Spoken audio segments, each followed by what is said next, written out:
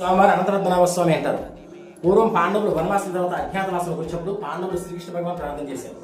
ప్రార్థించి కృష్ణ నువ్వు మాకు తోడుగా ఉండి అజ్ఞాతవాసాన్ని జీవితం చెప్పని ప్రార్థిస్తే ఏంటంటే ముందు లోక కళ్యాణం అంతా చూసుకోవాల్సిన వాడిని నాకు చిహ్నాలు పెడతానని చెప్పి ఈ కొండ శిఖరం పైన కృష్ణుడు శిరస్సు బదులుగా నామాన్ని, వక్షస్థలం బదులుగా శంకుచక్రాన్ని, పాదాల బదులుగా కింద లక్ష్మీదేవిని, వీటికి జాగ్రత్తగా సంరక్షించేందుకు ఆదిశేషుని ఈ అనంతగిరి పైన పెట్టి పాండవులారా అనంతరం అన్నవాడు నాకు చాలా ఇష్టమైన వాడు.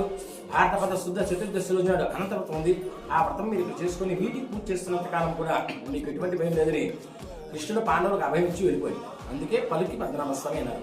మన మనసులో ఏమైనా కోరుకుంటే స్వామివారికి మనం చేసుకుని పద్మనాభస్వామి అంటే పలానా కోరుకుంది, ఆ కోరిక తీరితే మళ్ళీ నేను దగ్గరకు వచ్చి నా శక్తానుసారము ఏమైనా సమర్పించుకుంటారు స్వామి అంటే ఎటువంటి కోరికైనా 6 మాసాల్లో తీరుతుంది.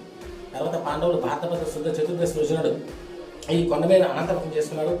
ఆ వ్రతం చేసుకున్న కొద్ది రోజులకి అంటే ఆశ్వేజ శుద్ధ దశమి రోజు నాటికి వాళ్ళకి విజయం లభించింది. వాళ్ళ విజయవంతం వాళ్ళు కూడా వెళ్ళిపోయారు. తర్వాత ఎండకి ఏంటి వానకు తెలిసి ఆ గూడెం తిత్తులోని ఒక పుట్టలాగా తయారైంది. రోజు ఒక నాగేశ్వర అబ్బాయి కొండకు ఆవులు తోటకు వస్తుండేవాడు. వాడికి పుట్టను చూస్తే పూజ నుంచి రోజు ఆవు పాలు తీసి పుట్టలో పోసి వారికి తోచిన విధంగా పూజ చేస్తూ ఉండేవాడు.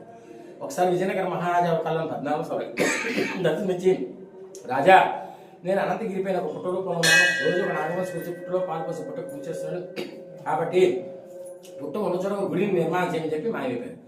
మర్నాడు ఉదయం విజయనగర మహారాజా గుర్రంతో సహా కొండకి చూడగానే అతని చెప్తున్న ఒక నాగవంశకుడు కొండకు ఆవులు తోలుకొని రావడం, ఈ పుట్టలో పాలు పోసి పుట్టకు పూజ చేయడం చూసి అతని భక్తికి మెచ్చి కొండ వెనుక భాగంలో అచ్చుకుని పాలన ఒక పాలన కురవానికి బహుమానంగా ఇచ్చి పుట్ట ఉన్న చోట గుడి కట్టించి మెట్లు గట్ట పెట్టించారు. ప్రతిరోజు మేము వచ్చి నీళ్ళతో అభిషేకం చేస్తుంటే పుట్ట మీద బెట్టంతా కడిగి సాలిగ్రామ శిల వచ్చింది. శిల మీద నామము, శంకు, చక్రం, లక్ష్మీదేవి మాత్రం ఉంటుంది. ఆదిశేషుడు తిరుగుతూ ఉంటాడు. అదృష్టం ఉన్నవాడికి కనిపిస్తాడు, అనుమతి ఉన్నవాడికి మాత్రం గుడిలో కనిపిస్తుంది.